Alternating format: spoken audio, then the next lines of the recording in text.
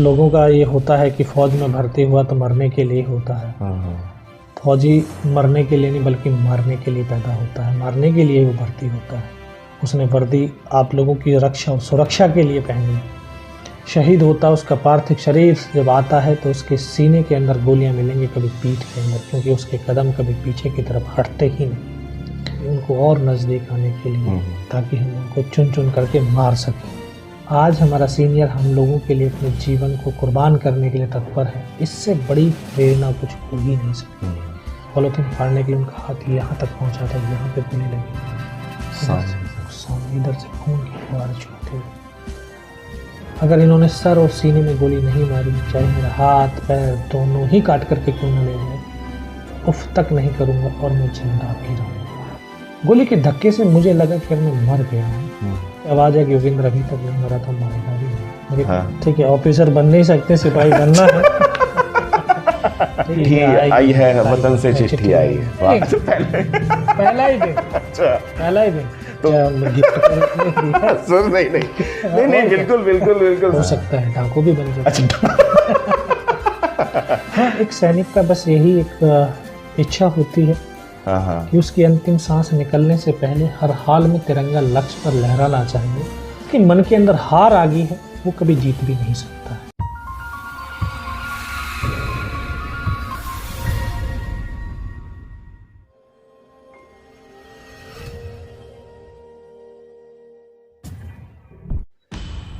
देवियों और सज्जनों, दिल से विद कमल में इस बार हमारे मेहमान हैं कारगिल युद्ध के दौरान जान की बाजी लगाकर दुश्मन की 17 गोलियों का सामना करके अदम्य साहस का परिचय देने वाले, टाइगर हिल की चोटी को फतेह करने में अहम भूमिका निभाने वाले, टाइगर हिल के टाइगर के नाम से मशहूर, मात्र 19 वर्ष की आयु में भारत के सर्वोच्च सैन्य सम्मान परमवीर चक्र से सम्मानित होने वाले और अब रिटायरमेंट के बाद जन सेवा में समर्पित रहने वाले Subedar major honorary captain Yogendra Singh Yadav. तो आइए स्वागत करते हैं हमारे आज के मेहमान Paramvir Chakra Subedar major honorary captain Yogendra Singh Yadav का। कई जीत बाकी है, कई हार बाकी है, अभी तो जिंदगी का सार बाकी है। यहां से चले हैं नई मंजिल के लिए। ये तो एक अध्याय था, अभी तो पूरी किताब बाकी है। हमारे साथ हैं सूबेदार मेजर और ऑनररी कैप्टन योगेंद्र यादव, परमवीर चक्र। सर, आपका बहुत बहुत स्वागत है हमारे कार्यक्रम में। बहुत नमस्कार। और सर, आपने अपना इतना कीमती समय दिया। सर हमारा कार्यक्रम है दिल से विद कमल, तो हम पूरी कोशिश करेंगे कि हम आप दिल से आपसे सवाल करें और हम चाहेंगे कि आप दिल से ही उनके जवाब दें। बिल्कुल बिल्कुल, दिल से ही जवाब देंगे। बिल्कुल। तो आइए शुरू करते हैं अपना पहला सेगमेंट, कुछ अनकही। सर, हमारा पहला सेगमेंट कुछ अनकही, तो हम जानना चाहेंगे कुछ ऐसी बातें आपसे जो अब तक हमारे दर्शकों को या जो आपके पसंद करने वाले हैं उनको शायद नहीं पता। सर, अपने बचपन में चलते हैं, आपका जन्म कब, कैसे, परिवार में कैसे, कहाँ, कुछ बताइए सर अपने बचपन के बारे में। मेरा जन्म 10 मई 1980 को ग्राम औरंगाबाद है, जिला बुलंदशहर, उत्तर प्रदेश, माँ संतरा देवी और पिता रामकांड के घर पे हुआ और मैं दूसरे नंबर की संतान हूँ। अच्छा। हम 3 भाई हैं और मैं बीच का हूँ। तो मतलब आपका जो परिवार था वो क्या कंबाइन था या कैसे, मतलब? हाँ, पहले परिवार तो कंबाइंड ही होते थे और कंबाइंड परिवार में ही हम रहे। हाँ। खेती बाड़ी किसानी ये सब कुछ होता रहा। तो मतलब आपका पूरा बचपन जो है औरंगाबाद में ही गुजरा सर? बिल्कुल, जो है जन्म से लेकर के और जब तक भर्ती नहीं हुआ तब तक जो है गाँव के अंदर ही पूरा जीवन व्यतीत। तो सर, मैंने सुना है आपके जो पिताश्री हैं वो भी आर्मी में थे? बिल्कुल बिल्कुल, उन्होंने 65 और 71 का युद्ध लड़ा था। अच्छा अच्छा अच्छा। 11 कुमाऊं के साथ, और उन्हीं से प्रेरणा लेकर के हम भी फौज में। अच्छा, तो ऐसा जैसा होता है कि जो पिता आर्मी में होता है तो कभी मौका नहीं मिला उनके साथ में रहने का या कभी? नहीं, पिता तो जो है 8 साल नौकरी करके चले आए थे, क्योंकि घर की स्थिति ऐसी थी कि घर पे कोई काम करने वाला नहीं। अच्छा अच्छा अच्छा। तो हम तो बाद में ही पैदा हुए। सर, पढ़ाई लिखाई कहाँ आपने? 5th क्लास तक तो गांव के जो है प्राइमरी स्कूल के अंदर किया। फिर उसके बाद एक गवर्नमेंट स्कूल था, श्री कृष्ण इंटर कॉलेज, हमारे गांव से 3 किलोमीटर दूर एक गांव था। अच्छा अच्छा अच्छा अच्छा। सनोटा। सनोटा। तो वहाँ पे आप कब से कब तक, मतलब कौन 6 क्लास से लेकर के 12th क्लास अच्छा, तक। 12th आपने वहीं पे ही की सर। तो इससे पहले कि मैं आपकी आर्मी ज्वाइनिंग पे जाऊँ सर, कैसे थे बचपन में सर आप? शरारती था। शरारती? हाँ, बहुत शरारती था। और बाकी खेल कूद में भी थोड़ा बहुत जो है करते थे। हाँ हाँ हाँ। सबसे ज़्यादा बचपन हमारा खेती करने में और स्कूल जाने में ही। तो आपके मतलब जैसे खेती वगैरह थी आपके यहाँ? हाँ, पे? खेती थी। तो खेल कौन से खेलते थे सर? कबड्डी, गांव में तो कबड्डी। हाँ, कबड्डी। और क्रिकेट वगैरह कुछ? नहीं, क्रिकेट का नहीं था उस समय, प्रचलन था ही नहीं गांव। अच्छा, तो मतलब मेनली यही कबड्डी वगैरह खेल के गांव में? कुश्ती, बस ये दोनों। हाँ हाँ हाँ। तो सर ये आपने अपनी 12th मतलब बताया आपने, फिर आर्मी की ललक कैसे लगी कि भाई आर्मी में जाना है, या कैसे? क्योंकि पिता आर्मी से रिटायर्ड थे और वो अपने दोस्तों को अपने युद्धों की दास्तानों को बताया करते। तो ये गांव के अंदर शाम के वक्त आज भी लोग एकत्रित होकर के बैठते हैं, पूरे दिन की जीवन की दिनचर्याओं के बारे में बात करते हैं। हाँ। तो हम बच्चे थे, उनके पास बैठते थे, सुनते थे उनकी दास्तानों को, कहानियों को, किस तरह से युद्ध उन्होंने लड़े थे और युद्ध में क्या क्या परेशानियां होती थी। वैसे ऐसे निरंतर डेली सुनते रहे उनको।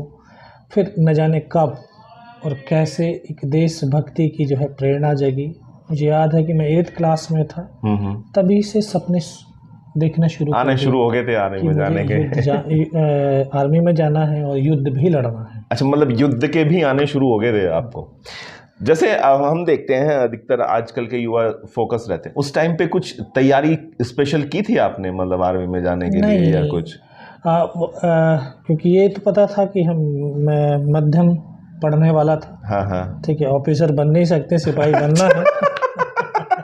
ठीक है, क्योंकि अपनी काबिलियत खुद को मालूम होती है। नहीं बिल्कुल। और ये पता था कि जो सिपाही बनने के लिए जो क्वालिफिकेशन है, हाँ, उसको आसानी से एक ग्रामीण बच्चा पास कर सकता है। बिल्कुल, मतलब ग्रामीण प्रवेश में जो बच्चा पढ़ता है, पलता है, उसे ज़्यादा मेहनत करने की जरूरत नहीं होती, क्योंकि खेती बाड़ी करता है, उसका शरीर इतना वैसे ही सख्त हो जाता है, कठोर हो जाता है, इतना उसके अंदर फ्लेक्सिबल हो जाता है, इतनी सहन शक्ति बढ़ जाती है। 1600 मीटर की दौड़ होती है, मेन जो अधिकतर सब उसी को फेल करते हैं। 1600 मीटर की दौड़ होती है, उसको क्या दौड़ना है। मैंने 1 हफ्ते की प्रैक्टिस किया था शायद। अच्छा। और 1 हफ्ते के बाद में ही। तो सिलेक्शन सेंटर कौन सा था आपका? हमारा मेरठ हुआ। मेरठ में। मेरठ। तो तारीख याद है कौन सी तारीख को हुआ था? क्योंकि ये तो तारीख ऐसी होती है आदमी। ये 10 अक्टूबर की भर्ती थी, 10 अक्टूबर को रनिंग हुआ। फिर उसके बाद 10 अक्टूबर 1996 में। हाँ। और फिर उसके बाद 2-4 दिन के बाद में फिर मेडिकल हुआ। मेडिकल के बाद फिर 10 दिन के बाद रिटन हुआ। हाँ। और आखिरकार फिर नवंबर में लास्ट तक जो है हमारा रिजल्ट भी आ गया। हाँ। और 27 दिसंबर को हमने ज्वाइनिंग की। 27 दिसंबर को 96 में। तो पहले फिर ट्रेनिंग कहाँ पे हुई सर आपकी? ट्रेनिंग हमारी जबलपुर में हुई। हम 21 लड़के सेलेक्ट होकर, सेलेक्ट तो काफ़ी हुए थे, लेकिन 21 जवानों की जो टोली थी, जवान हमको जबलपुर भेजा गया। अच्छा। ग्रेनेडियर्स, हमने नाम ही मैंने पहली बार सुना था ग्रेनेडियर्स। ये होता क्या है? फिर ध्यान में आया, अरे नहीं, अब्दुल हमीद को पढ़ते थे। बिल्कुल। तो उसमें फिर ग्रेनेडियर रेजिमेंटल सेंटर पहुंचे और वहाँ पर ट्रेनिंग की। ये आपने बताया कि आपकी जो मतलब वो हो ट्रेनिंग जबलपुर में हुई, फिर उसके बाद फर्स्ट पोस्टिंग कहाँ पे मिली था? फर्स्ट पोस्टिंग श्रीनगर में, क्योंकि 18 ग्रेनेडियर मुझे मिली थी। तो 18 ग्रेनेडियर यहाँ से राजस्थान से कश्मीर में इंडक्ट हो रही थी उस टाइम पे। तो फिर वहीं पर जा करके मैंने ज्वाइनिंग की। तो फर्स्ट पोस्टिंग ट्रेनिंग कितने दिन की हुई है? 9 महीने की ट्रेनिंग थी। हमें 31 दिसंबर 1997 को सेंटर से आउट किया गया। हाँ। और फिर हम 32 दिन की छुट्टी के साथ में आए थे। तो 8 फरवरी को मैंने जम्मू में जाकर के यूनिट को ज्वाइन किया था। सर, उससे पहले कि हम उस मौके पे आएँ कारगिल, मैं चाहता हूँ कि हम आपकी लाइफ को ना एकदम सिलसिलेवार लेके चलें जो आपके में हुआ है। आपने कश्मीर में ज्वाइन किया, फिर सर कुछ गृहस्थ जीवन के बारे में बताइए, क्योंकि युद्ध से पहले आपकी शादी हो चुकी थी सर। हाँ बिल्कुल, कश्मीर में गए, वहाँ पर 98 पूरा जो है वहीं उग्रवादियों के साथ में थे। फिर 1999 को जनवरी फरवरी 2 महीने की छुट्टी में काट करके। तो सर ये पहले ये बताइए हमारे दर्शकों को, आपकी शादी लव मैरिज थी या arrange marriage? Arrange marriage. Arrange marriage. तो कैसे, मतलब तो कहाँ से कैसे रिश्ते? गांव का ही एक थे जो भाई के दोस्त थे। हाँ हाँ। तो उन्होंने माँ से आके बोला कि एक लड़की है, हाँ हाँ, देख लें उसको। हाँ। तो पिताजी और उनके जो दोस्त था भाई का, उसके फादर, दोनों देखने के लिए गए। आने के बाद उन्होंने बोला कि हाँ भाई, मतलब जो पूरा पारंपरिक तरीके से होता है जो हमारे यहाँ पे। बिल्कुल। तो जो रीना जी हैं आपकी धर्मपत्नी, कहाँ की रहने वाली हैं वो? ये बागपत की हैं। बागपत में किस जगह? सैदपुर गांव है। सैदपुर गांव है। अच्छा, तो फिर आपकी शादी कब, कौन सी तारीख को? 5 मई 1999। तो फिर कितने दिनों बाद चले गए फिर? 15 दिन के बाद। 15 दिन के बाद। तो मतलब तब तो नई नई शादी हुई और फिर बिगुल बज गया फिर सर। देखो, सैनिक के लिए देश उसका परिवार होता है। हाँ, उसके साथ ही उसके सब कुछ होते हैं। तो जब मुझे तो स्वप्न से ही पता चल गया कि मुझे दिखाई दिया कि आज यार ऐसा कुछ हो गया है। मैं घर वालों को बताया भी, लेकिन इनको विश्वास नहीं हुआ। लेकिन जब जम्मू में पहुंचा 20 मई को, तो तब मुझे सच का उसका पता लगा कि हाँ। तो आप अपनी मतलब जो नॉर्मल छुट्टी आपने भरी थी उसको गए या बीच में ड्रॉप करके जाना पड़ा आपको? मतलब नॉर्मल छुट्टी आप काट के गए, उसके बाद फिर हालात हुए। तो फिर सर वो वाकया बताइए प्लीज। हम वैसे तो आप कई जगह बता चुके हैं, पर फिर भी हम चाहेंगे कि हमारे दर्शकों को कि 20 मई को पहुंचा मैं जम्मू। हाँ हाँ। तो वहीं पर अनाउंसमेंट हुआ कि जो है कि 18 कैनेडियन जो वहाँ पे बटालियन उसमें इन्वॉल्व हो चुकी थी। हाँ हाँ। उनके जो जवान छुट्टी काट करके आ रहे थे, कोई कहीं बाहर से टेम्परेरी ड्यूटी काट के आ रहे थे, कोई कोर्स करके आ रहा था, तो उनको अनाउंसमेंट किया कि आप जल्दी से जल्दी अपना डॉक्यूमेंट जमा करें और आपकी बटालियन वहाँ युद्ध में है, मूव करें। तो जो बचपन से एक सपना देखता हुआ आ रहा था, आज वो सच हो रहा था। तो डॉक्यूमेंट जमा किए, अगले दिन श्रीनगर पहुँचे। श्रीनगर से अगले दिन फिर एक दिन बाद के हम 21 को श्रीनगर, 22 को मैं पहुंच गया था अपनी बटालियन में। तो बटालियन में पहुंचा तो उस दिन हमारी बटालियन द्रास सेक्टर में तोलोलिंग टॉप के ऊपर लड़ाई लड़ रही थी।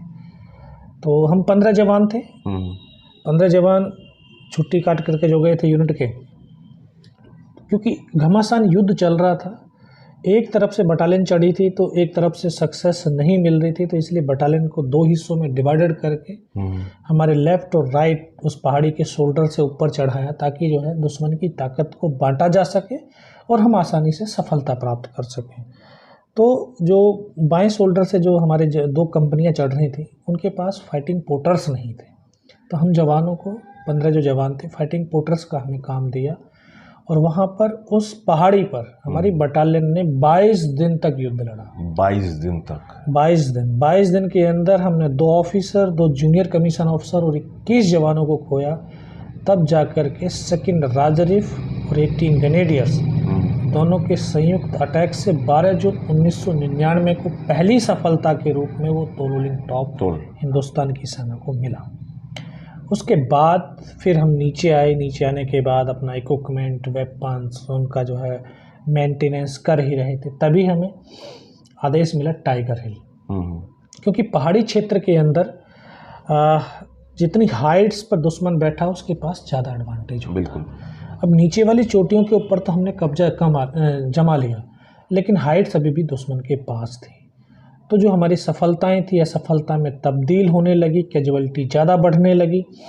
तो फिर विचार विमर्श किया कि पहले हाइट्स वाली पहाड़ियों के ऊपर कब्जा किया जाए। तो उसी श्रृंखला में टाइगर हिल द्रास सेक्टर की सबसे ऊंची चोटी थी, जिसके ऊपर फतेह करना एक बहुत कठिन कार्य था। 8 वहाँ पर पहले से मौजूद थी। तो हमें आदेश मिला तो battalion commander colonel Kushal Chand Thakur ने पूरी रणनीति बनाई, प्लानिंग किया, पूरी बटालियन को फिर ब्रीफ किया। हर जवान को हर काम के बारे में डिटेल में विस्तृत जानकारी दी गई। फिर एक घातक प्लाटून जो कि एक as a commando team type में होती है, जिसको विशेष टास्क ही दिए जाते हैं। तो हमें घातक प्लाटून के अंदर शामिल करने के लिए कुछ जवानों के नाम अंकित होने लगे, नॉमिनेट होने लगे। तो मैं आप लोगों को, दर्शकों को ये भी बताना चाहता हूँ कि व्यक्ति की पहचान किसी ओहदे या रैंक से नहीं, बल्कि उसके कर्म से होती है। बिल्कुल सर। मेरा पहले से कोई इतना बड़ा नाम नहीं था, पहचान नहीं थी, ना ही कोई विशेष शक्ति लेकर के धरती पर पैदा हुआ, आप लोगों की तरह ही एक आम इंसान भी हूँ। लेकिन 22 दिन की जो लड़ाई थी, उस लड़ाई के दौरान जो हम 15 जवानों की टीम, जिसका काम जो जवान फॉरवर्ड में लड़ रहे हैं उनको रसद पहुंचाना, राशन और अम्निशन पहुंचाना, तो हम 15 में से 3 जवान ऐसे थे जो बिना थके, बिना रुके, बिना खाए, बिना सोए हम लगातार चलते रहे। बस उसी काम की बदौलत हम तीनों की पहचान बनी कि तीनों जवान फिजिकली और मेंटली बहुत स्ट्रॉन्ग है। बिल्कुल। इनको घातक प्लेटून के अंदर शामिल किया जाए। तो इस प्रकार से मुझे उस घातक प्लेटून का सदस्य होने का, सैनिक होने का सौभाग्य मिला, क्योंकि हाइट्स बहुत ज़्यादा थी टाइगर हिल की, 17,000 फुट लगभग थी, तो ऑक्सीजन की मात्रा बहुत कम। तो उस पर नए और पुराने जवानों का मिश्रण करके, क्योंकि अनुभव भी चाहिए, जोश भी चाहिए, बिल्कुल बिल्कुल, तो दोनों का मिश्रण करके उस टीम का गठन किया गया। तो हमारे नए कमीशन ऑफिसर होकर के आए थे लेफ्टिनेंट बलवान सिंह, उनको उस टीम की कमान दी गई। 1-2 दिन का हमने रिहर्सल किया और आखिरकार हमने 2 जुलाई को उस पर चढ़ना शुरू किया। हम रात को चढ़ सकते थे, दिन में, क्योंकि दुश्मन दूर से दूर हमारी हरकतों को, हमारी पोजीशन को देख करके बर्बाद कर सकता था। इसलिए रात भर चलते थे, दिन भर पत्थरों में छिपे रहते थे, फिर रात भर चलते थे। तो इस प्रकार से हमने 2 रात और 1 दिन लगातार उस पहाड़ी पर, जबकि -20 डिग्री टेम्परेचर, इतना हाँ उस समय इतना ही, और बर्फीला तूफान चल रहा है, दुश्मन के ऊपर से गोलाबारी चल रहा है, लेकिन इन सब की परवाह नहीं करी और हिंदुस्तान के इन जवानों ने कंधे से कंधा और कदम से कदम मिला करके उस पहाड़ी पर हम चढ़ते चले गए। तीसरी रात का वो मंजर आज भी मुझे याद है कि बिल्कुल 90 डिग्री की चट्टान, जिस पर हम रस्सियों के सहारे एक दूसरे का हाथ पकड़ करके चढ़ रहे थे, तभी दुश्मन ने इस तरह से फायरिंग खोल दिया और हमारा रास्ता कट ऑफ हो गया। ऊपर चढ़े तो बिल्कुल 8-7 मीटर का प्लेन स्पेस, सामने दुश्मन के 2 बंकर, साथों जवानों ने जाकर के आधाधुंध फायरिंग किया और उसमें बैठे हुए तमाम पाकिस्तानियों को मौत के घाट उतार दिया। फिर हम आगे बढ़ने लगे, तो क्योंकि टॉप वहाँ से 50-60 मीटर रहा होगा, तो टॉप ने देखा कि हिंदुस्तान की फ़ौज यहाँ आ गई। इतना ज़बरदस्त हमारे ऊपर बम्बारमेंट हुआ कि हम ऐसी परिस्थिति में आ गए कि 1 कदम आगे रखते हैं तब भी हमारी मौत, और 1 कदम पीछे रखते हैं तब भी हमारी मौत। तो फिर हमने सोचा मरना ही तो है, मरने से पहले जितने ज़्यादा से ज़्यादा हम मार सकते हैं मारेंगे। और जो हमारे देश और सेना की सबसे बड़ी ताकत है उस सैनिक की वो सोच, कि वो सोचता है कि चाहे उसका शरीर गोलियों से छलनी क्यों ना हो जाए, और आखिरी सांस तक, खून के आखिरी कतरे तक उसके कदम आगे की तरफ बढ़ते हैं, आगे की तरफ बढ़ता है, और वो एक जोश और जज्बा और जुनून पैदा करता है। आप सबने भी देखा होगा कि आपका गली मोहल्ले में, पड़ोस में कोई अगर सैनिक की शहीद होता, उसका पार्थिव शरीर जब आता है तो उसके सीने के अंदर गोलियां मिलेंगी, कभी पीठ के अंदर, क्योंकि उसके कदम कभी पीछे की तरफ हटते ही नहीं। हम आगे की तरफ दौड़े, उनके बंकर में जागो से उनकी डेड बॉडी को निकाल करके बाहर फेंका। 5 घंटे तक हम उन बंकर से लड़ते रहे। 5 घंटे तक सर? सुबह 5:30 बजे का लगभग का समय होगा और 10:30-11 बज गए थे। लड़ते लड़ते पीछे से बोले बिल्कुल कट ऑफ थे, कोई सपोर्ट था ही नहीं। 5 घंटे के बाद धीरे धीरे हमारा एम्युनिशन समाप्त होने लगा। हमने फिर नई रणनीति बनाई, क्योंकि लोगों का ये होता है कि फ़ौज में भर्ती हुआ तो मरने के लिए होता है। फौजी मरने के लिए नहीं बल्कि मारने के लिए पैदा होता है, मारने के लिए वो भर्ती होता है। उसने वर्दी आप लोगों की रक्षा और सुरक्षा के लिए पहनी है। तो हमने प्लानिंग किया कि दुश्मन पत्थरों के पीछे है, ये हमें मालूम है कि वो पत्थरों के पीछे छुपा रहेगा तो उनका कुछ नुकसान नहीं हो पाएगा, तो उनको पत्थरों से निकाला कैसे जाए। फिर हमने आपस में डिस्कस करके हम साथ थे, और ये भी सत्य है कि बिना लीडर के कोई लड़ाई नहीं जीती जा सकती है। उस समय हमारा लीडर, हमारा प्लेटून हवलदार मदन हमारे साथ था। तो हमने विचार किया कि अब हम फायर बंद करेंगे, ताकि उनको ये लग जाए कि इनका मिशन समाप्त हो गया या ये मर गए। तो जैसे ही दुश्मन ने, उनकी आर्टिलरी की गनों ने फायरिंग किया, उनकी मोटर्स ने फायर किया, उनके तमाम बड़े बड़े हथियारों ने जब फायर किया, उस फायर के दौरान अपना फायर बंद कर दिया, और हम भी 3 अलग अलग पत्थरों के पास छुप करके बैठ गए। 20-25 मिनट तक जब हमारी तरफ से कोई फायर हुआ ही नहीं तो उनको लगा कि शायद हो सकता है ये मर गई या ये इनकॉम्बिनेशन समाप्त हो गया। तो एक सामने बहुत बड़ा पत्थर था, उस पत्थर से दोनों तरफ से निकलने के ऐसे रास्ते थे। अच्छा। तो 10-12 पाकिस्तान के जवान उधर से निकल कर के हमको देखने के लिए आ रहे थे कि जिंदे हैं मर गए हैं कितनी संख्या में है। हाँ। तो जैसे वो बहुत नज़दीक आए तो हमने आपस में कोऑर्डिनेशन तो किया था, एक साथ उनके ऊपर फायर खोला हमने। उनमें से 1-2 बचा होगा, बाकी सबको मार दिया। फिर उन्हीं के हथियार उन्हीं का एम्यूनिशन लेकर के हम फायर करने लगे। लेकिन जो 1-2 बचा था उन्होंने ऊपर जा कर के अपने कमांडर्स को बता दिया होगा कि हिंदुस्तान, क्योंकि फायर खुलते ही पता चल गया कि यहाँ पर कितने बंदे हैं यहाँ पर। तो उन्होंने जा कर के बताया कि हिंदुस्तान के वहाँ पर 8-10 जवान हैं। विदिन 30 मिनट 35 से 40 पाकिस्तान के जवानों ने दोबारा से हमला कर दिया। हमला इतना ज़बरदस्त कि पहले 20 मिनट इतनी अंधाधुंध फायरिंग हुई, इतना गोलाबारी हुआ कि हमें सर नहीं उठाने दिया। उसके बाद फिर वो धीरे धीरे और नज़दीक आए तो फिर पत्थर फेंकने शुरू करे, ग्रेनेड फेंकने शुरू करे, लेकिन हमने भी फायर नहीं खोला क्योंकि उनको और नज़दीक आने के लिए, ताकि हम उनको चुन चुन करके मार सकें। तो जो काफ़ी नज़दीक आए तो हमारी एक लाइट मशीन गन LMG उनको नज़र आ गई। फिर उसके ऊपर ऐसे ग्रेनेड फेंका उन्होंने, वो वेपन हमारा डैमेज हो गया। उसको चलाने वाले भी नए जवान थे, उनको पत्थर लगे। तो ऐसे प्लेटून हवलदार बैठा था, उसकी तरफ दौड़े। वो प्लेटून हवलदार के वो आखिरी शब्द आज मेरे कानों में गूंजते हैं। उन्होंने बोला, योगेंद्र इस LMG को उठा करके फेंक, दुनिया में आज इस वेपन के सिवा कोई बचाने वाला नहीं। क्योंकि मैं उस वेपन के जस्ट बाईं तरफ बैठा हुआ था, मैंने उस वेपन को उठाया, उनकी तरफ फेंका तो मेरी नज़र ऊपर की तरफ गई। तो जिस पत्थरों से हम फायर करे उसी के ऊपर 7 पाकिस्तान के जवान खड़े। मैं सर ये तो बहुत नज़दीक आ गए, कहाँ पर ये खड़े? शायद मेरी आवाज़ वहाँ तक पहुँच गई होगी।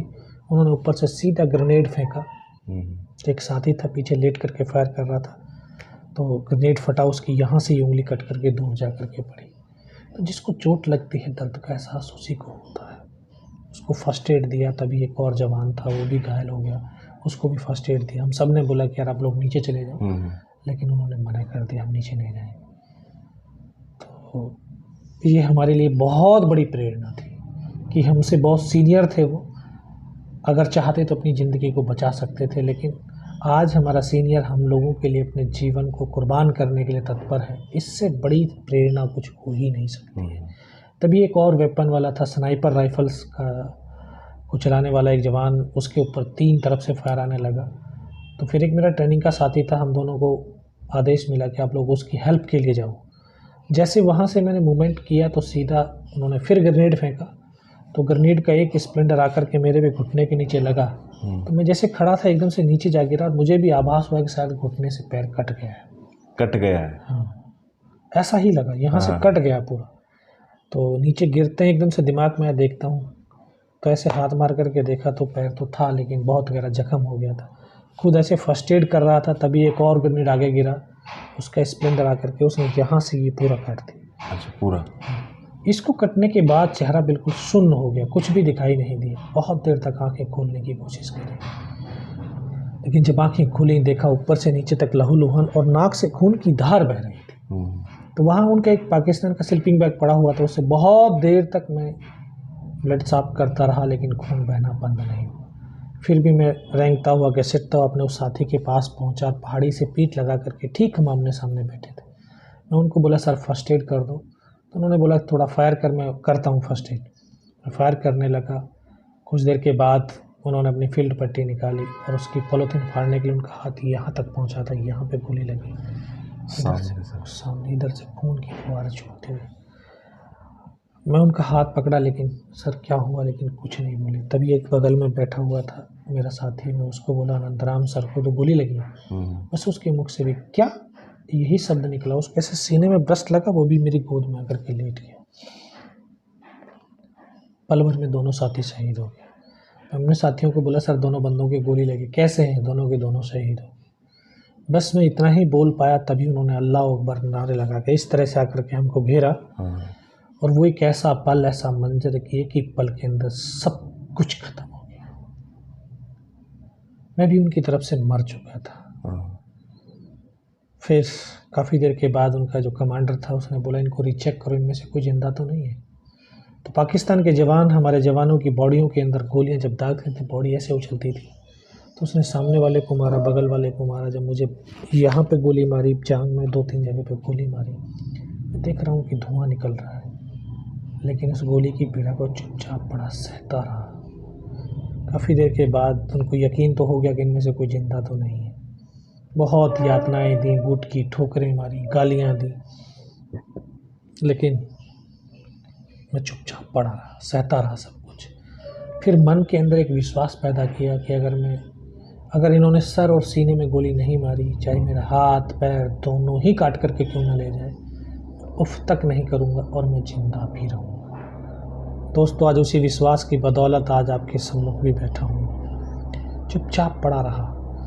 काफ़ी देर के बाद फिर उनके जो कमांडर्स थे उन्होंने बोला इनके हथियार उठा लो, तो उनके एक जवान आकर के दोबारा से गोलियां मारने लगे, दूसरा वेपन उठाने लगे, और वो अपने सेट पे नीचे जो टाइगर हिल के बगल में मस्को वैली थी उसको मैसेज भी दे रहा था कि नीचे जो हिंदुस्तान के पोस्ट है उसके ऊपर हमला कर दो। तो जब ये आवाज़ मेरे कानों तक पड़ी तो मुझे लगा कि आज तो मेरी पूरी टीम ख़त्म हो जाएगी। तब ऊपर वाले से सिर्फ इतना ही प्रार्थना की कि मुझे इतने ज़िंदा रख दे कि मैं अपने साथियों तक सूचना पहुंचा दूं। कहते हैं कि अगर निस्वार्थ भाव और सच्ची श्रद्धा से उस परमात्मा को याद करते हैं तो वो शक्ति ज़रूर साथ देती है। तो वो गोली मारता हुआ आया, उसने आकर के जब बाजू में पैर में गोली मारी और फिर एक कदम आगे चलने के बाद जब राइफ़ल उसने सीने की तरफ करी तब लगा यार अब नहीं बचूंगा। लेकिन इस देश को माँ, भारत माँ बोलते हैं, ऐसे ही नहीं बोलते क्योंकि ये माँ जैसा दायित्व और कर्तव्य का निर्वाह भी करती है। इसने आज तक अपने बेटों की वीरता, शौर्य और पराक्रम को कभी दफन नहीं होने दिया और किसी न किसी एक को ज़रूर माध्यम चुना है। शायद इस माँ ने मुझे वो माध्यम चुना होगा। यहाँ पे पर्स रखा था, पर्स में कुछ 5-5 रुपए के सिक्के थे और वो भी शायद इकट्ठे हो रहे होंगे। तो जब उसने गोली चलाई तो वो जाकर के सिक्कों पे लगी और टकरा करके रिकोचित हो गई। गोली के धक्के से मुझे लगा कि यार मैं मर गया हूँ। अगले ही पल जो पाकिस्तान का दूसरा जवान मेरे AK-47 उठा करके वापस जाने लगा, शायद उसका पैर मेरे पैर से टकराया होगा। तो मुझे एकदम से चेतना आई, मुझे लगा यार मैं तो जिंदा हूँ। तब एक अंतर्मन से आवाज़ आई कि योगेंद्र अभी तक नहीं मरा तो मरेगा भी नहीं। मेरे पास एक हैंड ग्रेनेड था, मैंने अपने ग्रेनेड निकाला, पिन निकाल करके उसके ऊपर ऐसे फेंक दिया। तो कोट लगे हुए थे, कोट के अंदर हुड लगे हुए थे, तो हुड के अंदर वो ग्रेनेड जा गिरा। तो जब तक हुड से वो ग्रेनेड को निकाल पाता, ग्रेनेड फट गया, उसकी यहाँ से पूरा सर उड़ा और हमारे ऊपर आकर के गिरा। उस धमाके से पाकिस्तान के जो सैनिक थे उनमें एकदम से खलबली मची कि इनमें से कोई जिंदा है। कुछ बोले जिंदा नहीं, नीचे से रेनफोर्समेंट आ गई है। वो कंफ्यूज हो चुके थे। बस वही एक मौका था मेरे पास। जैसे वो गिरते उसकी राइफ़ल को ऐसे उठाने की कोशिश करी, लेकिन वो हिला ही नहीं। फिर एक हाथ से राइफ़ल को उठा करके मैंने वहाँ से फायरिंग किया और 3-4 बंदे उनके मारे गए। फिर उस हाथ से पलटा खाया, दूसरे हाथ से, तीसरा, 3-4 जगह जो फायरिंग किया तो उनके पैर उखड़ गए और वहाँ से वो भाग खड़े हुए। 3-4 मीटर रेंगता हुआ, कभी दाएं से बाएं से खिसकता हुआ आगे गया, पत्थरों से फायर करता हुआ। तो वो मैं देख रहा हूँ भागते हुए जा रहे हैं। 3-4 मीटर जाने के बाद देखता हूँ सामने उनके लंगर चल रहा है, उनका लिविंग टेंट लगे हुए हैं, उनकी वेपन के डिप्लॉयमेंट है, वो सब कुछ मैं वहाँ से देखता रहा बहुत देर तक। और वो भागे हुए जा रहे थे वहाँ से, क्योंकि उस समय मन के अंदर, मन मस्तिष्क में एक ही सवाल था, एक ही सोच थी कि अपने साथियों को बचाना, अपने पोस्ट को बचाना। फिर मैं काफ़ी देर के बाद धीरे धीरे घसीटता हुआ, रेंगता हुआ अपने उन साथियों के पास आया। फिर मुझे लगा कि हो सकता है इनमें से कोई मेरी तरह जिंदा होगा, लेकिन कोई जिंदा नहीं था। सब किसी का सर फटा हुआ था, किसी के पूरे फेफड़े फटे हुए। बहुत देर बैठ कर के रोता रहा, कुछ समझ में नहीं आ रहा कहाँ जाऊँ, कैसे जाऊँ। 19 साल की अवस्था, 2.5 साल की सर्विस, ना तो सर्विस का अनुभव, ना उम्र का तजुर्बा। चारों तरफ बर्फ़ ही बर्फ़, पहाड़ी पहाड़, तो कुछ भी समझ में नहीं। पड़ा हुआ रोता रहा। इस हाथ की हड्डियाँ जब आपस में टकराने लगी तो असहनीय पीड़ा होने लगी। हाथ को ऐसे बांधने की कोशिश किया, लेकिन हाथ बंध ही नहीं पा रहा था। तो कभी इधर लटक जा रहा, कभी उधर। तो लगा कि शायद कट गया है। मैं इसको तोड़ने की कोशिश करी, टूटा ही नहीं। फिर इसको उठाया, पीछे कमर पे फेंका, बेल्ट में फंसा लिया। सोचता रहा। तो जैसे मैंने आपको कहा कि निस्वार्थ भाव और सच्ची श्रद्धा है तो परमात्मा ज़रूर साथ देता है। तभी एक आवाज़ सी सुनाई दी, जिसने बोला बेटा इस नाले से नीचे लुढ़क जा। मैं बिना कुछ सोचे समझे उस नाले से लुढ़क गया। लुढ़कते लुढ़कते बहुत नीचे पहुंचा तो एकदम से गड्ढा आ गया। एक हाथ से पत्थर पकड़ करके लटका हुआ था। तब मुझे लगा कि शायद मैं पाकिस्तान की तरफ आ गया। नीचे देखा तो मुझे मेरे साथी नज़र आए, उनको आवाज़ दी, वहाँ से निकाल करके मुझे लेकर के गए। जैसे आप लोग फिल्म के अंदर देखते हैं क्योंकि ग्रेनेड फटता है तो उसके ड्रेस के पूरे चीदड़े हो जाते हैं। सेम कंडीशन थी। कोई नहीं कह रहा था कि ज़िंदा रहेगा, लेकिन मेरे अंदर मन के अंदर विश्वास था कि मैं ज़िंदा रहूँगा। तो तभी सभी आश्वासन देने लगे। फिर उनको मैं बताया मगर सर मुझे कुछ नहीं होगा, सिर्फ पोस्ट को बचा लो कैसे भी करके। तो पीछे कमांडिंग ऑफिसर को सूचना दिया तो उन्होंने बोला इस लड़के को जल्दी से जल्दी मेरे पास पहुँचाओ। तो फॉरवर्ड में जो जवान होते हैं उनके पास ऐसे कोई संसाधन नहीं होते जिस पे लिटा करके बिठा करके उसको वहाँ ले जाया जाए। जवान मुझे कंधे पे डाल करके पीछे की तरफ लाने लगे। और क्योंकि पहाड़ियों पे चढ़ना आसान है लेकिन उतरना बहुत मुश्किल है, और वो भी कैजुअलिटी को लेकर। तो धीरे धीरे उन्होंने नीचे मुझे उतारा। कमांडिंग ऑफिसर के पास पहुँचते पहुँचते शाम हो गई थी।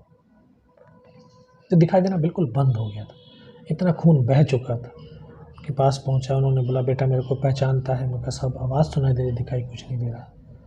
तो बोला मैं आपका commanding officer colonel Kushal Chand Thakur. मैं कहा जय हिंद साहब, बहुत तेज़ सर्दी लग रही है। तो उन्होंने अपने वो सुनो वाले टेंट के अंदर लिटाया, 3-4 स्टोव जलवाए, थोड़ी सी गर्मी महसूस हुई। पानी पीने के लिए मांगा लेकिन नहीं दिया। फिर डॉक्टर आया दौड़ करके, उसने आकर के ग्लूकोज की बोतल पिलाई। फिर उसके बाद थोड़ी सी एनर्जी सी महसूस हुई। उन्होंने बोला बेटा कुछ बता सकता? हाँ साहब बता सकता। तो ऊपर का तमाम घटनाक्रम उनको बताया और आखिर में बोलते हैं जवान की रिक्वायरमेंट किया। मैं साहब जवान की रिक्वायरमेंट एम्युनिशन और फील्ड पट्टी की है। बोला खाने के लिए? साहब 72 घंटे से भी ज़्यादा का समय हो गया। ये पार्ले जी वाला बिस्कुट का पैकेट था। एक बड्डी पेयर ने हमने सिर्फ आधा बिस्कुट का पैकेट खाया, आधा तो बैलेंस था। सब भूख ही नहीं लगती। बस इतना कहते कहते तभी डॉक्टर ने इंजेक्शन लगाया। फिर मुझे पता नहीं मैं कहाँ पर हूँ। 3 दिन के बाद होश आया, देखा ऊपर पंखा चल रहा है। पता चला 92 बेस हॉस्पिटल श्रीनगर। और वहीं पर मुझे सूचना मिली कि उसी रात को दोबारा से हमारी टीम ने हमला किया और बिना कुछ कैजुअलिटी के टाइगर हिल टॉप के ऊपर विजय पताका फहरा दिया। टाइगर हिल की जीत के बाद कारगिल युद्ध का यू टर्न हो गया था, सीज़फायर हो गया और 26 जुलाई को आज हम कारगिल विजय दिवस मनाते हैं। फिर मुझे भी वहाँ से बेस हॉस्पिटल दिल्ली रेफ़र कर दिया और 16 महीने के ट्रीटमेंट के बाद मैं वापस अपनी भारतीय सेना में अपनी यूनिट में गया और 25 साल 5 दिन की नौकरी करके अभी मैं सेना से निवृत्त हुआ।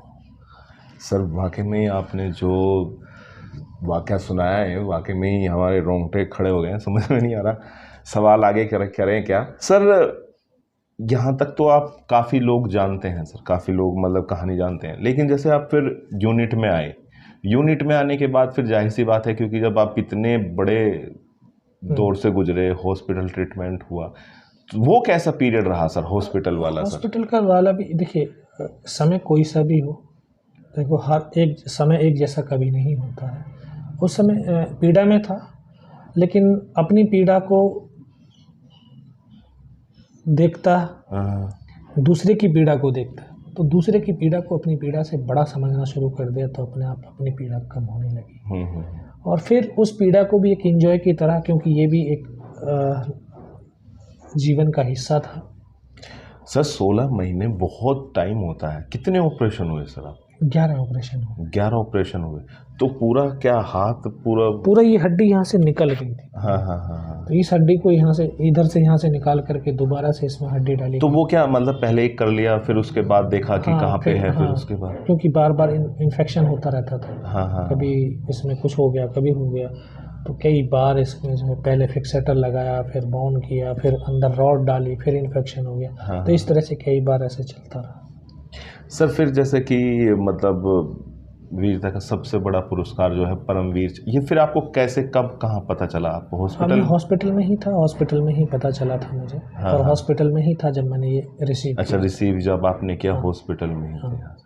सर फिर इसके बाद जैसे युद्ध समाप्त हुआ, आप हॉस्पिटल से यहाँ पे मतलब घर पे आए या रेजिमेंट में गए, फिर क्या परिवर्तन आया सर जिंदगी में? ज़िंदगी में बहुत परिवर्तन आया था। जो एक साधारण सा गांव का लड़का, एक साधारण सा यूनिट का सिपाही, आज उसको हर कोई जानने लगा, हर कोई जो है उसको एक सम्मान देने लगा। तो एक अपने आप में परिवर्तन, एक अपने आप में एक गौरव की बात, अपने आप में एक खुशी की बात थी।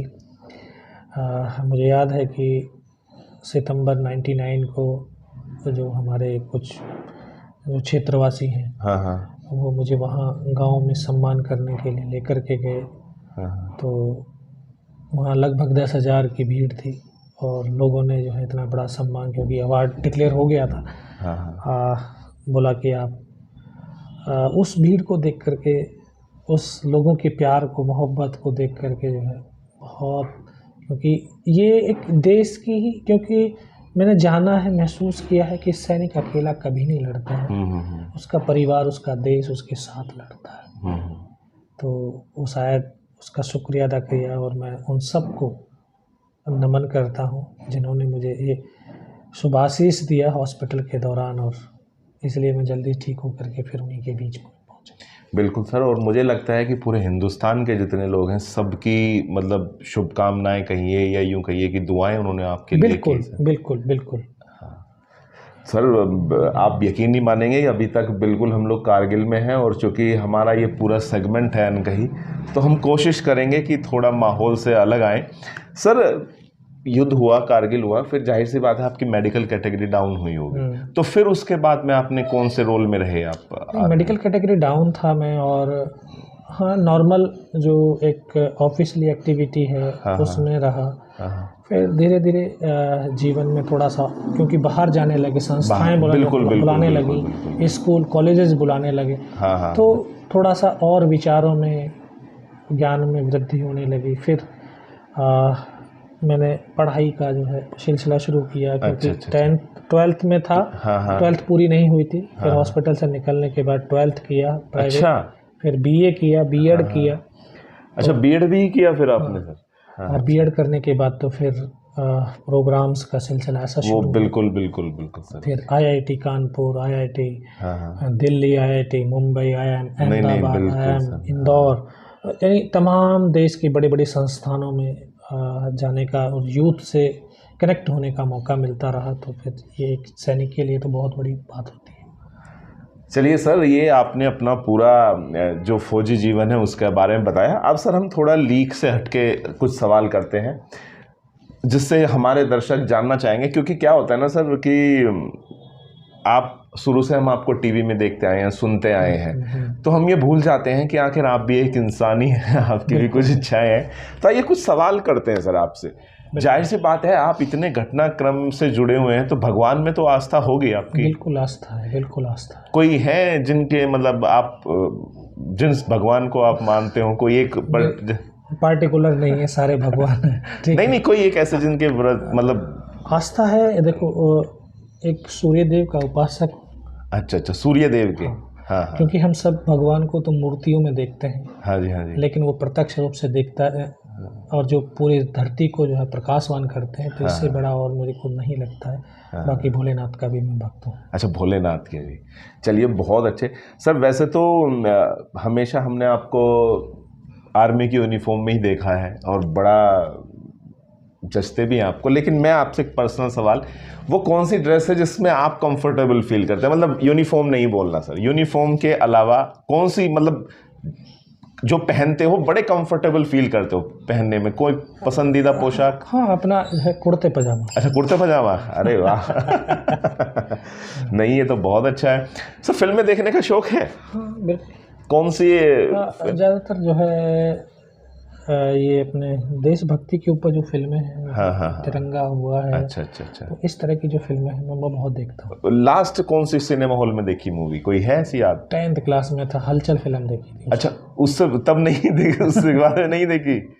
अच्छा, पहली और आखिरी फिल्म थी उस टाइम पे हलचल। लेकिन जैसे टीवी वगैरह पे भी देखते हैं, तो मतलब हीरो कौन पसंद है सर? कोई है सब पसंदीदा हीरो? हाँ, सनी देओल है। अच्छा, सनी देओल। तो सर डायलॉग तो बड़े फेमस लगते होंगे। हाँ।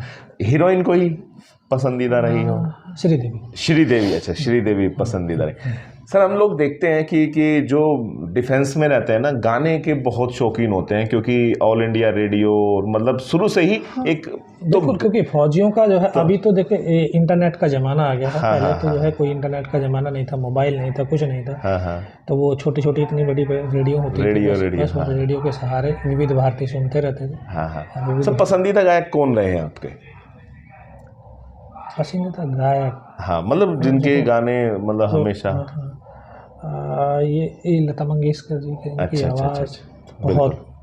कोई ऐसा गाना है जो मतलब आप सोचते हैं कि ये मेरे दिल के बहुत करीब है, या बड़ा कोई? नहीं, वो दिल के करीब जब उस समय चिट्ठियों के दौर होते थे। हाँ हाँ हाँ। तो वो एक गाना बड़ा मशहूर हुआ था उस टाइम पे, चिट्ठी आई है वतन से, चिट्ठी आई है। वाह सर वाह। ठीक है। हाँ हाँ। बस ये गाना बहुत गुनगुनाते थे, सभी गुनगुनाते थे। हाँ सर, आपको कभी गाना मतलब शौक ऐसे रहे हैं कुछ इस तरह के? क्योंकि फौज में तो प्रोग्राम वगैरह भी बहुत होते हैं। कभी प्रोग्राम होते हैं, लेकिन कभी जो है अच्छा नहीं, मतलब वक्ता के रूप में ज़्यादा रहे हैं, कभी परफॉर्मर नहीं रहे हैं। और देखो, परमात्मा ने हर व्यक्ति को अपना एक गुण दिया है। हाँ हाँ हाँ। और बड़े अच्छे अच्छे गायक हैं जिनका स्वर बड़ा सुरीला है। हाँ हाँ। तो उन्हीं के मुख से जो उनके स्वर से वो शब्द बड़े अच्छे। तो हमेशा सुनने का ही शौक रहा है? सुनने का शौक, गाने का कभी नहीं रहा? गाने का नहीं। हाँ। नेता कोई रहा है पसंदीदा? हाँ, अटल बिहारी वाजपेयी। अटल बिहारी वाजपेयी जी, चलिए बहुत अच्छा। सर खाना पीना कैसा रखते हैं आप? मतलब वेजिटेरियन, शुद्ध शाकाहारी? जैसे नॉर्मली कोई है ऐसी फेवरेट डिश जो बड़ी? मटर पनीर है। अच्छा अच्छा, पसंदीदा। सर्दियों के अंदर सरसों का साग, मक्के की रोटी, गुड़ के साथ दही। सर आप ट्रैवल बहुत करते होंगे, और अब भी करते हैं। हाँ। मतलब अब तो ज़्यादा हो गया ट्रैवल, तो अब ऐसे में क्या करते हैं? अधिकतर जाते हैं तो क्या, कैसे मतलब अपने आप को एडजस्ट करते हैं खाने पीने के मामले में? हाँ, तो खाने पीने में जो है अपना जो भी है वहाँ ड्राई फ्रूट्स मिल जाते हैं, दूध है, ये से अपना मतलब चल जाता है। ऐसा नहीं है कि जो शाकाहारी खाते हैं उनके लिए कमी है कुछ? नहीं। मांसाहारियों के लिए कमी हो सकती है, शाकाहारियों की कमी नहीं।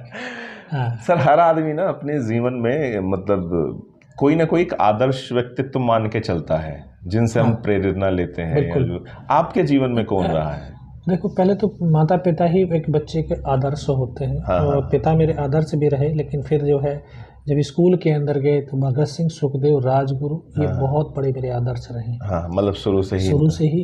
क्योंकि जब उनकी उम्र को देखा कि हाँ 23 साल का लड़का इस देश के लिए अपने आप को हंसते हंसते फांसी पर चढ़ रहा है। हाँ। तो इससे बड़ा और जो है पुण्य आत्मा कोई हो ही नहीं सकती है। बिल्कुल बिल्कुल। सर अब अभी आपके परिवार में कौन कौन है? हाँ, हम 3 भाई हैं और 2 हम फौज में ही। एक घर पे खेती की पढ़ाई करता है, 2 बेटे हैं। हाँ। आपके 2 बच्चे हैं? हाँ, मेरे 2 बेटे। क्या नाम है सर? प्रशांत यादव है और वो अभी BA में है। अच्छा। और छोटा 10th में है, विशांत यादव। अच्छा, विशांत यादव। चलिए बहुत बढ़िया। सर अब आपसे 2 सवाल ऐसे हैं, मतलब हर आदमी क्या आता है ना, अपना अपना सेल्फ एनालिसिस बड़ा अच्छा करता है।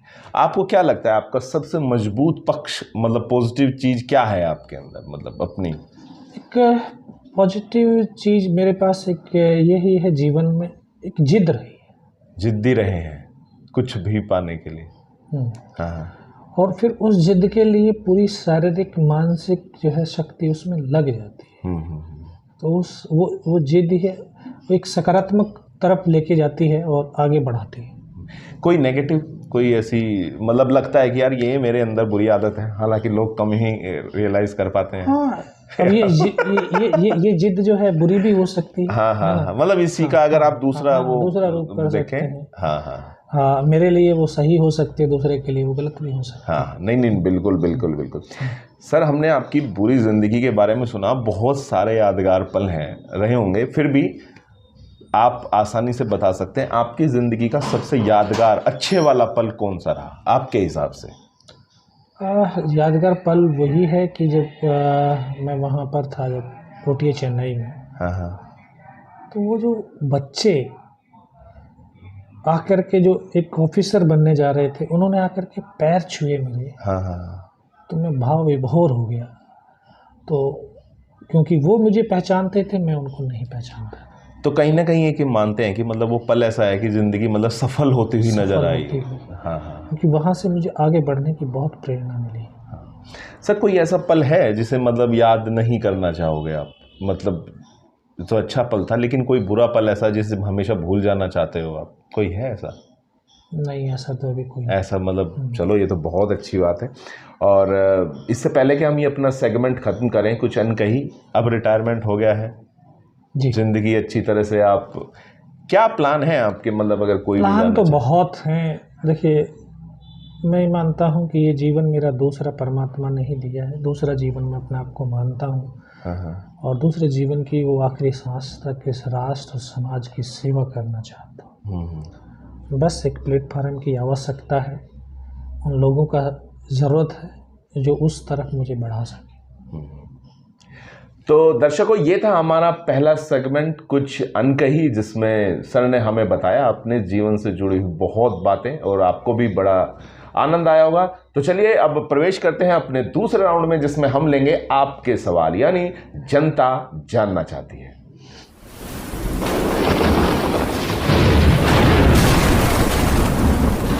सर, हमारा दूसरा राउंड है जनता जानना चाहती है। दरअसल हम जब आपसे इंटरव्यू लेने आए, हालांकि बहुत दिनों से प्रयास में थे हम आपके इंटरव्यू के लिए, तो हमने कुछ अपने साथियों से कहा कि हम आपका इंटरव्यू लेंगे, तो उनके कुछ सवाल थे, तो मैं चाहूँगा कि हम वो सवाल आपसे लें। सर, पहला सवाल है, अरुण चांदगुड़े हैं पुणे से। इनका ये सवाल है कि जो युद्ध होता है, युद्ध के दौरान एक जो फौजी है उसकी मनोस्थिति कैसी होती है? बिल्कुल अरुण जी, युद्ध के दौरान एक सैनिक की मनोस्थिति इस तरह से होती है क्योंकि उसका मन मस्तिष्क अपने उस लक्ष्य पर निर्धारित होता है। और मैं बार बार कहता हूँ कि हम जब अपने मन मस्तिष्क के अंदर कोई लक्ष्य को निर्धारित कर लेते हैं तो वो पूरी जो हमारी शारीरिक जो हार्मोन्स है उसी प्रकार से जो है बनने शुरू होते हैं, हमारी एक्टिविटी उसी तरह से हो जाती है और हमें बाहर का कुछ भी नज़र नहीं आता है। बस सिर्फ वो लक्ष्य के सिवा और कुछ नहीं नज़र आता। तो युद्ध के दौरान बस मानसिक स्थिति यही है कि अपने साथी के साथ कदम से कदम मिला करके जो मिला हुआ लक्ष्य उसको पूरा करना है, हर हाल में पूरा करना है। हर एक सैनिक का बस यही एक इच्छा होती है कि उसकी अंतिम सांस निकलने से पहले हर हाल में तिरंगा लक्ष्य पर लहराना चाहिए और अगर स्वरोच्चारण की शक्ति बचे तो वो आखिरी शब्द वंदे मातरम ही निकलना चाहिए। सर, दूसरा सवाल है, अलीगढ़ से हैं हमारी मोहिनी कुशवाहा। इनका सवाल है कि जब आप परमवीर चक्र से सम्मानित हुए तो एक तो कैसा महसूस हुआ और फिर उसके बाद जिम्मेदारी कितनी बढ़ गई? परमवीर चक्र विजेता के तौर पे आप जाने जाते हैं, तो क्या कहेंगे सर इसके बारे में? मोहिनी जी, मैं आपको बताना चाहता हूँ कि एक सैनिक अपने देश के लिए लड़ता है, अपने लक्ष्य के लिए लड़ता है, अपने कार्य के लिए लड़ता है, कोई मेडल के लिए कभी नहीं लड़ता है।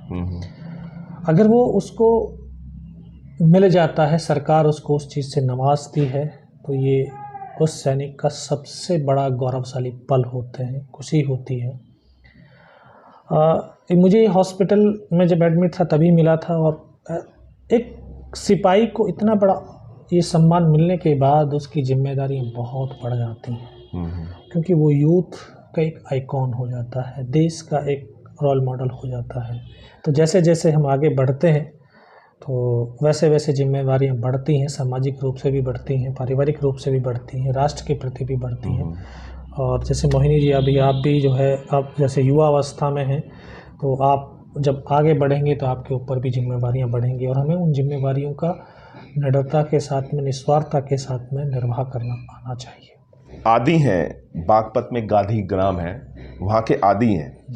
उनका ये सवाल है कि जैसे आप मतलब इतने बड़े उतार चढ़ाव से गुजरे, ज़िंदगी का लगभग हर पहलू देखा आपने, जब आपको एक बार लगा कि शायद मैं अब जीवित नहीं रहूँगा या फिर एक नहीं, आज के युवा जो कई बार छोटी छोटी बातों पे बड़े निराश हो जाते हैं, छोटी छोटा कोई भी ऐसा हुआ, मतलब स्पेशली उनका कहना है कि युवाओं को क्या संदेश देना चाहेंगे, खासकर जो छोटी छोटी बातों पे घबरा जाते हैं या जल्दी ही हतोत्साहित हो जाते हैं? हाँ बिल्कुल, मैं आदि जी आपको बताना चाहता हूँ और तमाम यूथ को भी कहना चाहता हूँ आपके माध्यम से कि ये जीवन है, इसमें विपरीत परिस्थितियाँ भी आएंगी, बिल्कुल संघर्ष भी होगा और उन संघर्ष और विपरीत परिस्थितियों में हम जितना सकारात्मक ऊर्जा से लड़ेंगे उतनी हमारी मनोशक्ति, आत्मबल बढ़ता हुआ चला जाएगा। कोई भी परिस्थिति ऐसा नहीं है कि जो हमको नीचे गिरा दे, नीचे डुबा दे, हमें मिटा दे। हमें सिर्फ हम मिटते हैं, गिरते हैं, डूबते हैं इसलिए क्योंकि हमें परिस्थिति से लड़ना नहीं आता। हम पहले ही परिस्थिति को देख करके हार मानना शुरू कर देते हैं, और जिसके मन के अंदर हार आ गई है वो कभी जीत भी नहीं सकता है। बिल्कुल। तो हमें हर हाल में, चाहे हम बिल्कुल निसहाय हों, कोई हमारा सहायता करने वाला भी ना हो, लेकिन हमें अपने आत्मबल के ऊपर, अपनी आत्मशक्ति के ऊपर भरोसा होना चाहिए और हर परिस्थिति से लड़ना चाहिए। तो चलिए आदि, और आदि क्या मैं कहूँगा कि जितने भी यूथ ये कार्यक्रम देख रहे हैं, सर ने जो बात इतनी खूबसूरती के साथ कही, बिल्कुल इस बात पे अमल करेंगे। सर चौथा सवाल है हमारे, एक प्रदीप शुक्ला जी हैं बेंगलोर से। ये जैसे आप आर्मी से रिटायर्ड हैं, ये एयरफोर्स से रिटायर्ड हैं, इन्होंने थोड़ा ट्रिकी सवाल पूछा है सर आपसे। ये कहते हैं कि आपकी राय में फौज में वो कौन से डिपार्टमेंट हैं जिनमें सुधार होना चाहिए? हाँ, फौज का देखिए, जो फौज के जो रूल रेगुलेशंस हैं, हाँ, वो अंग्रेजों के ज़माने के, उसमें कहीं ना कहीं हमें सुधार करने की आवश्यकता है।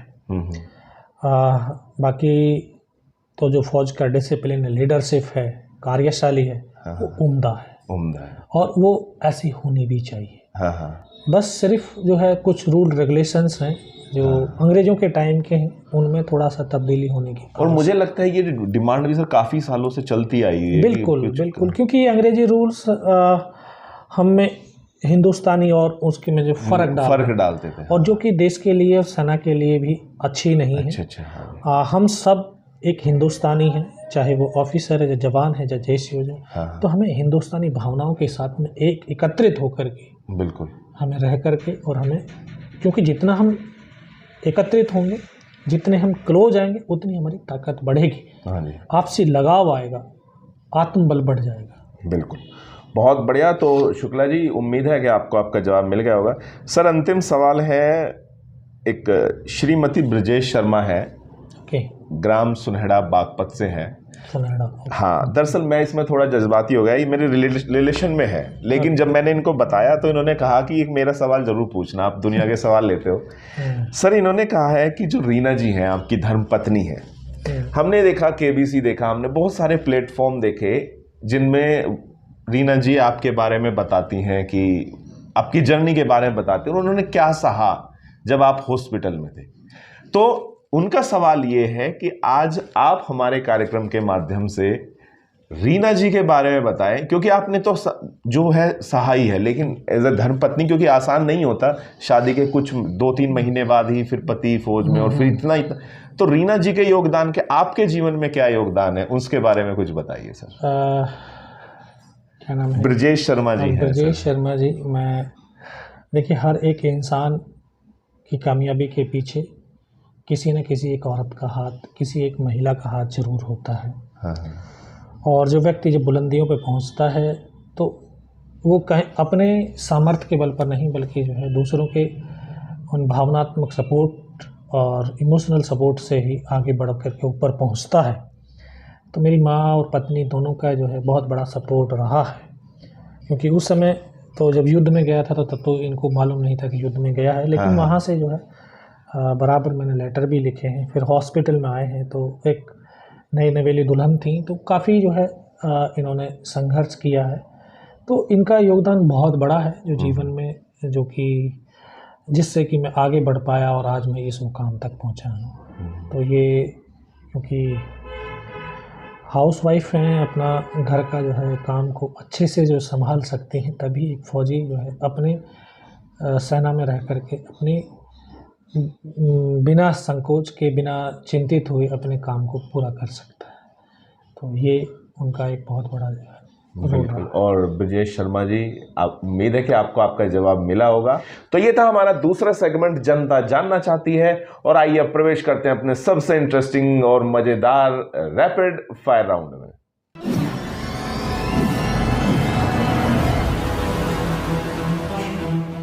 तो सर हम आ गए हैं रैपिड फायर राउंड में। दरअसल अब तक हमने आपसे आपकी दिल की बात पूछी, फिर हमने आपसे पूछा जो जनता आपसे सुनना चाहती है। अब कुछ सवाल ऐसे हैं कि हम आपसे थोड़ा गेम खेलेंगे सर। बिल्कुल। कुछ सवाल ऐसे हैं जो आपकी याददाश्त बताएंगे और कुछ सवाल ऐसे हैं कि हम आपको थोड़ा फंसाने की कोशिश करेंगे। 10 सवाल पूछेंगे, अगर आप 6 सवाल सही जवाब दे दिए तो सर हमारी तरफ से एक गिफ्ट आपके लिए है सर। वैसे तो आपने पुरस्कार बहुत जीते हैं, लेकिन आज देखते हैं पुरस्कार जीतते नहीं, तो ज़्यादा सोच विचार नहीं करना, जो दिमाग में आए सर वो जवाब देना है। सर पहला सवाल आपसे कि आपको अपने जीवन में पहला पुरस्कार, सबसे पहला आपकी लाइफ में जो भी कोई मिला हो, याद है? परमवीर चक्र। अच्छा, उससे पहले कभी कोई नहीं मिला? सर कमाल की बात है, उससे पहले कभी कोई नहीं? कभी कोई नहीं। सही, ये तो एक अचीवमेंट है, मेरे ख्याल से रिकॉर्ड में जाना चाहिए कि मतलब कभी स्कूल में या कोई कभी नहीं। सबसे पहला पुरस्कार परमवीर चक्र। अरे बहुत खूब सर, बधाई हो, ये तो वाकई में बड़ा। सर दूसरा सवाल आपसे, आपको अपने सबसे फर्स्ट, सबकी जिंदगी में बहुत सारे दोस्त होते हैं, मुझे बताना है आपको आपकी जिंदगी में आने वाला पहला दोस्त का नाम क्या था? जो पहला दोस्त मेरा भतीजा ही था, जो हम साथ साथ पढ़ते थे। अच्छा, साथ साथ पढ़ते, क्या नाम है? वो सुरेंद्र यादव। अच्छा सुरेंद्र, तो मतलब साथ हम उम्र लगभग हम। चलो, तो अभी भी है? अभी फौज में ही है वो भी। अच्छा, फौज में ही है, मतलब रिश्तेदारी भी और दोस्ती भी सब उसके साथ ही। चलिए बहुत बढ़िया। सर तीसरा सवाल है, फौज का नाम ही पनिशमेंट होता है, मतलब हम क्या होता है ना, 1 for all for one, या कहीं भी हो जाए, आज फौज में है और स्पेशली ट्रेनिंग में हो तो हो ही नहीं सकता कि आप कोई पनिशमेंट ना मिला हो। सर आपको याद है कि आपका सबसे मजेदार पनिशमेंट आपको क्या मिला था कभी फौज में? हाँ बिल्कुल याद है। क्या सर? जो जिस दिन हम पहली बार गए थे तो पनिशमेंट ये मिला था कि कुछ बच्चों ने जो है ना खाना की जो है रोटियों की टुकड़े डाल दिए थे डाइनिंग हॉल ऐसे। हाँ। तो उस पूरे डाइनिंग हॉल के अंदर 100-150 बंदों को जो है बंद करके नीचे लेटा करके कोहनियों के बल और मुंह से रोटियों के टुकड़े उठाए। अच्छा ये हाँ? अच्छा पनिशमेंट। और वो टुकड़े उठाने हैं? हाँ, मुंह से उठाने, हाथ से नहीं। हाँ, मुंह से उठा के साफ सफाई करवाई है। साफ सफाई कराई। तो ये कितने दिन की बात के है? ये है 29 दिसंबर 90। नहीं, मतलब फौज में कितने दिन जाने के बाद? मतलब ये पहला ही दिन। अच्छा, पहला ही दिन। अच्छा, पहला ही दिन। तो उसके बाद तो फिर किसी ने नहीं की होगी ऐसी हरकत? लेकिन उस पनिशमेंट में फौज में आपको ये बताना चाहता हूँ, फौज के हज पनिशमेंट के अंदर एक सबक होता है। उसमें ये सबक दिया था कि ये जो रोटियों के टुकड़े तुमने फेंके हैं, अब ये पैरों के अंदर दब रहे हैं। बिल्कुल। तो अन्न की बेइज्जती हो रही है। तो हम सब अन्न के लिए बाहर भागते हैं, रोटी के लिए भाग रहे हैं ना। बिल्कुल। और उस रोटी की आप बेइज्जती कर रहे हो, तो ये सही, तो बड़ा इंटरेस्टिंग और मजेदार एक, सच पूछो तो सबक भी मिल रहा है इससे कि अन्न के अन्न का कभी भी जो है अनादर नहीं करना, उसका सम्मान करना है, और ये सीख हमें पहले। तो जो ये स्कूल कॉलेजों में कहते हैं कि रैगिंग हो रही है, आई थिंक इससे अच्छा तो पनिशमेंट करिए। चलिए बहुत अच्छा। सर एक सवाल, अब आप 3 बड़े अच्छे जवाब दे रहे हैं, चौथा सवाल आपसे, हम सबकी जिंदगी में ना जिस भी विभाग में हम रहते हैं उसका एक परछावा पड़ता है। आर्मी की आपको कोई एक ऐसी आदत बतानी है जिसका जिंदगी पे आपको बहुत प्रभाव पड़ा हो, मतलब कोई एक आदत जो आप फौज से सीखे हो आप। हाँ, टाइम पंक्चुअलिटी।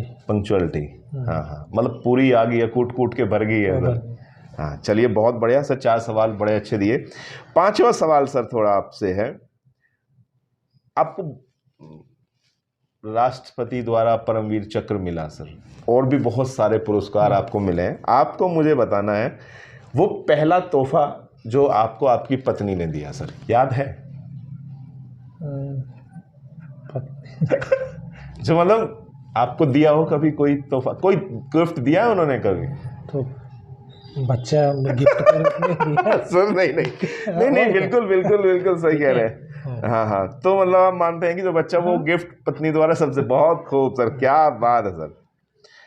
सर 5 सवाल दे दिए, 6ठा सवाल, आप खुद सेलिब्रिटी हैं, लेकिन काफ़ी लोग ऐसे हैं जिनसे आप मिलना होता है, हम लोगों की नज़रों में वो भी सेलिब्रिटी रहते हैं क्योंकि आप लगभग सभी से मिले हैं। आप जितने भी पर्सनैलिटी से मिले हो, जितने भी नेताओं, अभिनेता, सब लोगों से सबसे ज़्यादा खुशी किससे मिलकर हुई? सर मैं आपको संकोच में डाल रहा हूँ, एक नाम बताना। अब्दुल कलाम से। अच्छा, अच्छा, जब राष्ट्रपति थे। हाँ, उनसे मिलकर के बहुत बड़ी खुशी। हाँ, कलाम साहब से। चलिए बहुत खूबसूरत सर। भाई हो 6 आप दे दिए हैं, ये तो इनाम आपका है, लेकिन हम 10 सवाल देने के बाद आपको देंगे। सर 7वां सवाल आपसे ये है कि इतनी सारी पोस्टिंग रही है, आपकी सबसे मुश्किल पोस्टिंग कौन सी रही है? सबसे मुश्किल तो ये ऐसे कोई नहीं थी, बस वो कारगिल वाली ही थी। कारगिल वाली, क्योंकि वो उसमें हाँ मतलब जितनी भी रही हैं उनमें सब में मुश्किल है। वही था। सर 8वां सवाल आपसे, कोई एक सपना है जो अभी बाकी है? एक सपना हो कोई अभी, क्या सर? है कि जो हमारा आज के जो लड़के हैं अपने माँ बाप को बाहर निकाल करके फेंक देते हैं। अच्छा, बुढ़ापे में? बुढ़ापे में, हाँ हाँ। जिनकी इज्जत नहीं होती है, हाँ हाँ। उनको, उनके लिए एक आश्रय बनाना और उनको एक, उनकी ज़िंदगी के जो पल हैं उनको खुशियाँ देना, बस ये एक सपना है। सब बहुत नेक और बड़ा ही खूबसूरत। हम उम्मीद करेंगे कि आपका ये सपना जल्दी से जल्द पूरा हो। सर 9वां सवाल है आपसे, परमवीर चक्र विजेता ऑनरी कैप्टन योगेंद्र सिंह यादव को किसी चीज़ से डर लगता है? कोई चीज़ है डर? डर ईश्वर से ही लगता है, कोई ऐसा नेगेटिव चीज़ ना करें बस। हाँ हाँ। चलिए सर 10वां सवाल और हमारे रैपिड फायर राउंड का अंतिम सवाल आपसे। आपका फौज में जाने का ड्रीम था, आप फौज में गए, लेकिन चूंकि हर आदमी का ड्रीम रहता है लेकिन नहीं जा तक पहुंचता। अगर आप फौजी ना होते तो क्या होते? कोई साधु होता। क्या होते? साधु होता। साधु? क्यों सर? हाँ? क्यों? बस यही था एक सपना, ये बचपन से जो, क्योंकि ये 3 तरह के जो दिखते थे बस ऐसे ना। हाँ हाँ हाँ। कि बनना है तो नंबर 1 बनना है। अच्छा अच्छा। फौज में जाएंगे, महात्मा जाएंगे। हाँ हाँ। हो सकता है डाकू भी बन जाए।